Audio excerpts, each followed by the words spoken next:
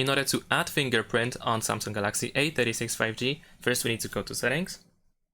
Over here, scroll down a little bit and choose lock screen and AOD, and then we need to go to screen lock and biometrics.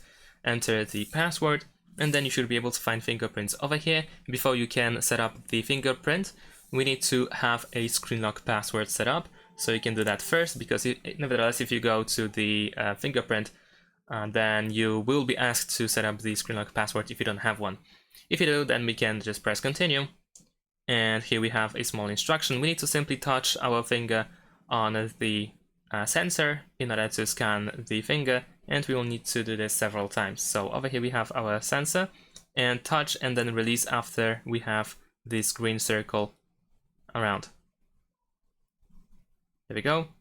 And we need to keep doing this until we have 100%, and try to scan from different angles, so that later in the future you don't have any issues with unlocking the phone. Try to place the finger in a different way every time.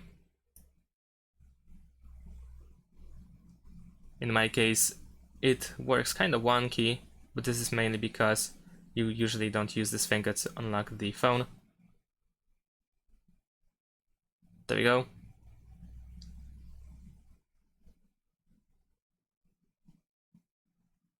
Alright, we have 100%, so now we can add another fingerprint if we want to, and if not, then we can simply press done.